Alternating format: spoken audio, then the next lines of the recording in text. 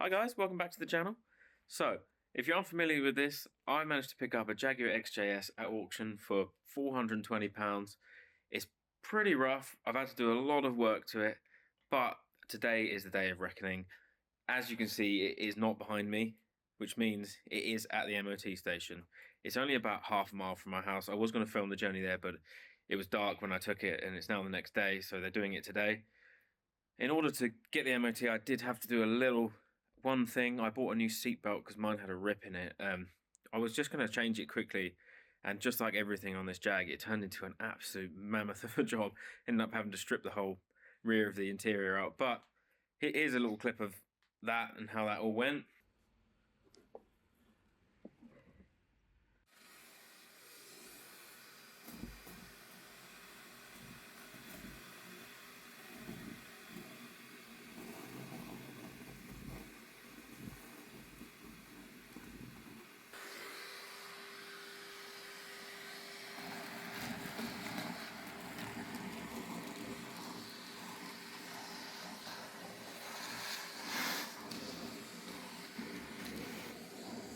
Right, so I've just had the heater in here trying to dry everything out. Sprayed some wax oil and stuff on the bits that had surface rust on the floor bits here, the bits that got the wettest, and just taking all the foam out of the inside of here. You can't really see. It's really solid inside these wheel arches. If I get the torch on, there you go, probably see a bit better there. The wax oil's all in there, but yeah, I'm pretty happy with the both sills are the same. Yeah, in here, I mean, it looks probably a bit too much wax oil in there, but it's there's no rust in these side bits. The main reason I was actually even in here was I was replacing this seatbelt. This is the one that was in it. It has got a big tear in the belt, and I'm pretty sure the MOT guide doesn't like that. So yeah, I've just replaced that. But like everything in this car, one job turns into 1,000. But whilst I've got this out, probably a good time to clean up some of these bits as well. They're pretty mouldy. Bring some of this leather back. Here's one I've already cleaned. Looks a bit better, but yeah. I mean, I think in the long run this whole interior is going to have to be stripped and sorted out properly, but we can clean it as best we can at the moment.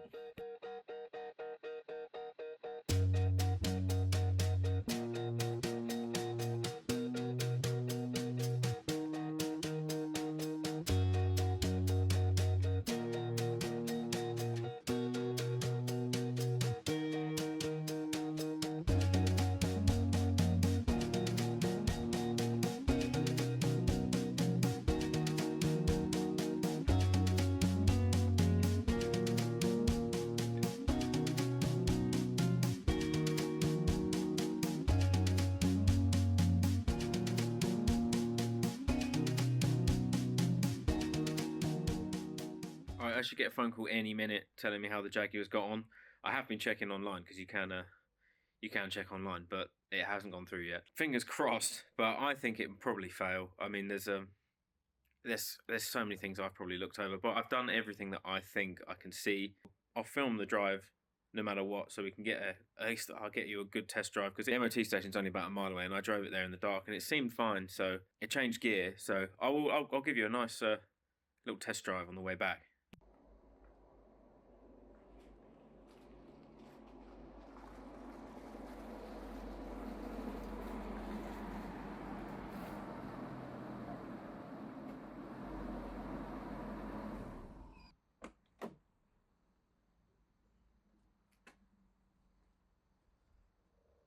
Right, it's a lot later in the afternoon, and I've just got back from the MOT. I was going to film my drive back from the MOT, but I don't think I have to, because I can take you out in the car, because it's past its MOT. I can't believe it.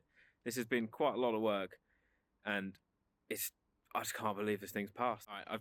It's got quite a lot of advisories on it. Most of it is just, there's rust, an oil leak, and some bushes. I'll put it up on the screen here. I actually accidentally left the sheet at the MOT station.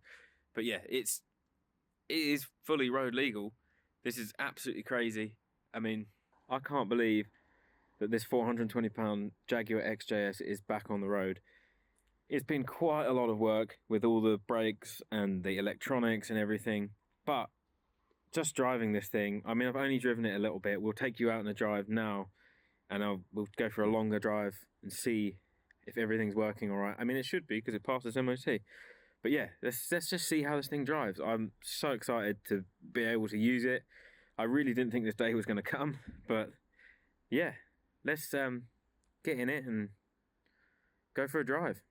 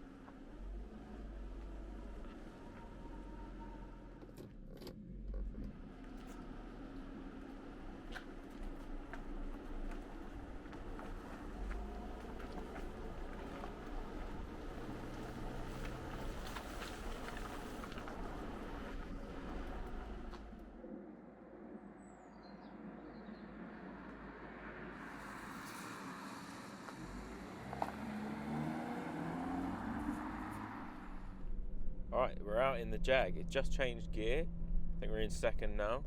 So, definitely working in that respect. See if we can get all the gears. Put our foot down a little bit.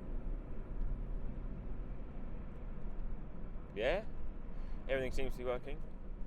Feels pretty smooth. Sorry if there's a lot of road noise. I think the tyres need replacing, because I think they're pretty old and they're quite noisy on the road. But so I've put in just a white bit of plastic at the moment, just to cover up the headlining, because that was basically almost touching me on the top of the head, which was a little bit gross. It's quite mouldy as well. It really needs replacing. Just so far, everything's looking really good. We're doing about 40 miles an hour. Computer's saying I'm doing about 13 miles to the gallon, but I have just started it. It feels like a real cruiser, this.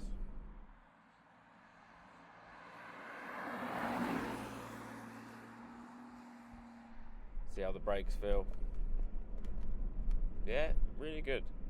Brakes feel spot on. Pull away again. Nice. Get a bit of speed up. It feels like it's got quite a lot of torque, this engine. I don't really know much about these engines. I mean, I imagine being 4 litre, it has got quite a bit of torque. Very comfortable. These seats, although not in the best condition, I think they're very, very comfy. Interior could do with a bit of a clean. We did the back seats, but I think the front seats and carpets and everything could do with a clean. See how it does in a couple of turns.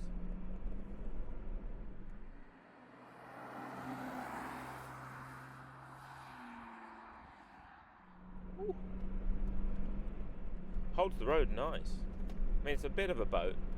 I do find myself steering and then sort of correcting myself because I've done oversteer. It's not the most responsive steering I've ever felt in a car. It's not bad though. I mean, I'd love to get it on the motorway, because that would be that'd be a real test of the real comfort of this car.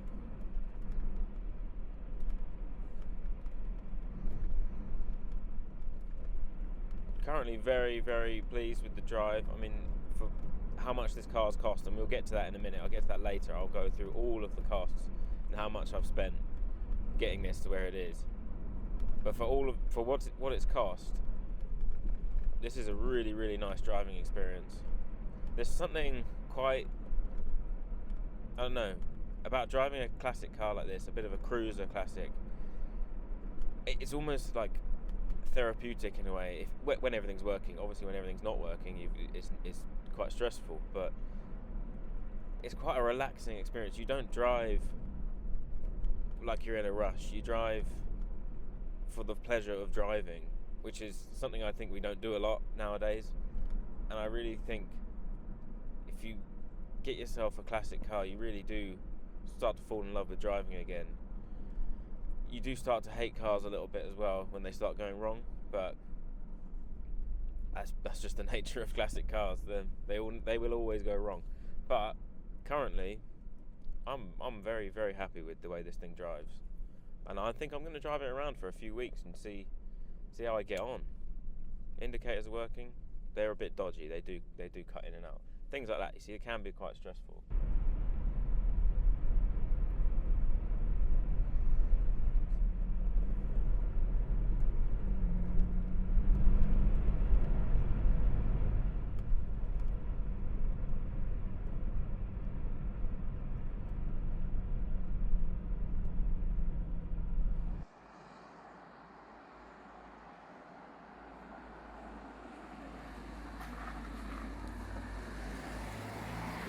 Alright, so I've been running this for about 5 days now, and I don't know how many miles I've been doing a day, about 20 to 30 miles a day, just literally using it as my everyday car.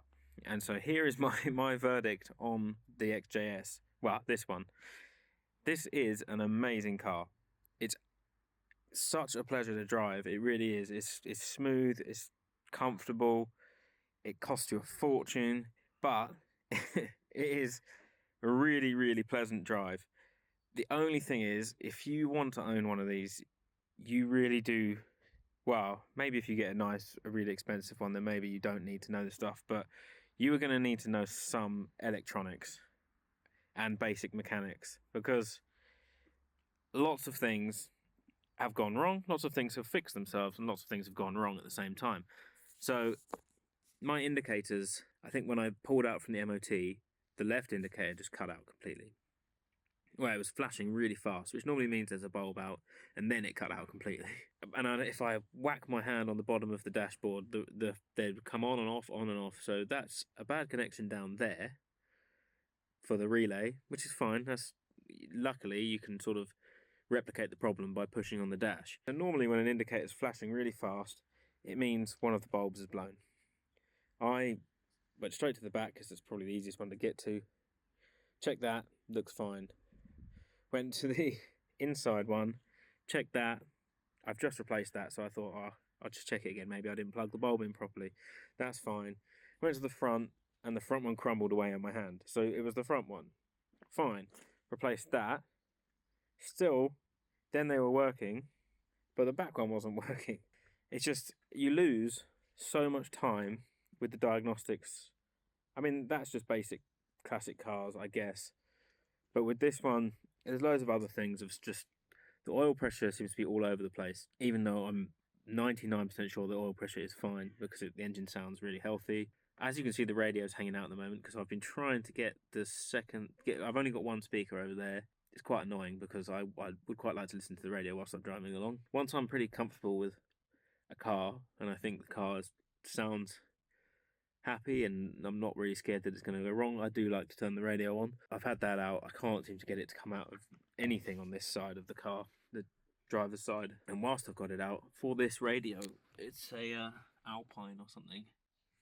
I've actually found out you can get a Bluetooth module for the back of it, so I'm going to buy that. That's why I haven't put it all the way back in.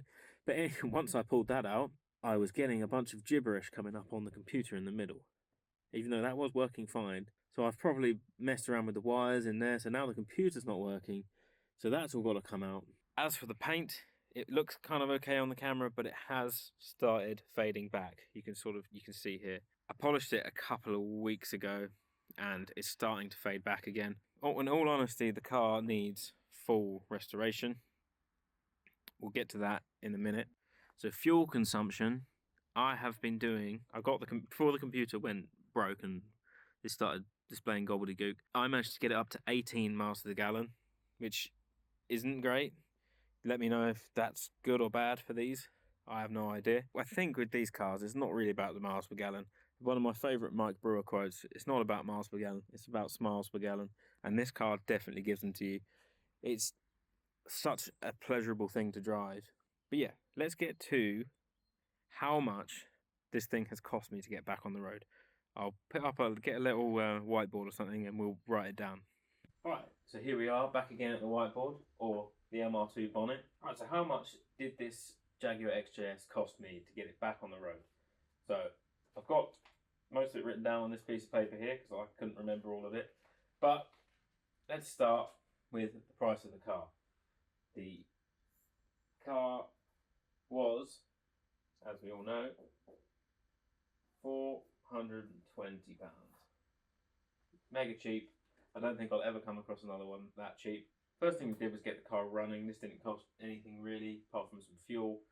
Not going to put all that in it because I have no idea how much that cost. It was just something that was lying around. We're going to start with the brakes. The calipers, the left and right calipers at the front. I can't spell. I'm very dyslexic, by the way.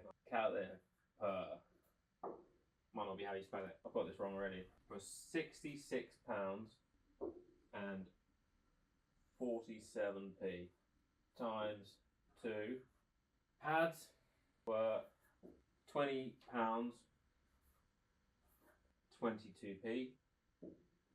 Discs, they were £57 and 30p. I don't know if you're following. I've done this quite badly. I've got quite a lot of things to write down, so hopefully we'll fit it all in. In total, these brakes came to 210 and 46p. That was the total for the brake. Not bad. That's pretty cheap. I think for new calipers, new discs, new pads, I think that's pretty cheap. So next we got about all the service items. So gear box filter, £25.20. Rocker gasket was £13.30. Oil filter, £7. The oil itself was £30. Plugs, spark plugs, were £15.20. Fuel sender, that was £41.12. The wipers, £10. And I put quite a lot of bulbs in the car. I've sort of lost track of how much they were, so I'm just going to put them down as £10. So if I add all of this together, the total price to get this Jaguar XJS from basically scrap to being back on the road was £797